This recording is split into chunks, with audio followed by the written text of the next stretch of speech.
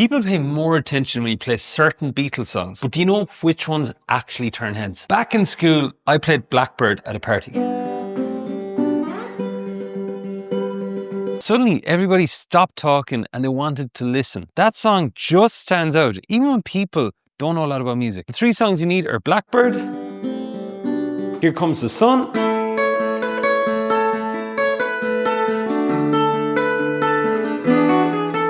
and Let It Be. But why do these songs get everyone's attention so quickly when there are hundreds of Beatles songs out there? There's something hidden in these songs that hooks people right away, even if they can't name the song or play a single chord. Most Beatles songs are catchy, but these have rhythms and riffs that make people curious. When you start playing those first few little notes, or you see people's faces light up, and a lot of them want to join in and sing. It's the recognizable finger picking in Blackbird, the bright intro in Here Comes the Sun, and the emotional way the chords are played in Let It Be. So what I'm doing right now is actually on page 2 of this 101 sing-along songs for acoustic list. And you guys can have it, it's free. You can just click below the link. So, do you need to be a guitar hero to play these songs, or can anyone learn? You don't have to be a guitar pro to impress people with these songs. You just need a little practice. When I first learned them, I wasn't that great at guitar. Starting with Blackbird super slow, I could play the intro at a very basic level after about a week or so. Here Comes the Sun.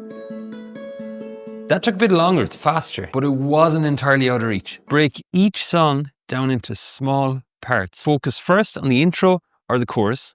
Start super slow, practice small and slow, then start to speed up. All three songs are within reach of beginner to intermediate players when they're approached the right way. But what exactly should you play to get the best reaction out of your audience? If you want people to actually pay attention, you have to play the right part. Not every section will get everybody interested. I used to stumble through verses, half singing the song, hoping people would notice. But when I began with the iconic bits,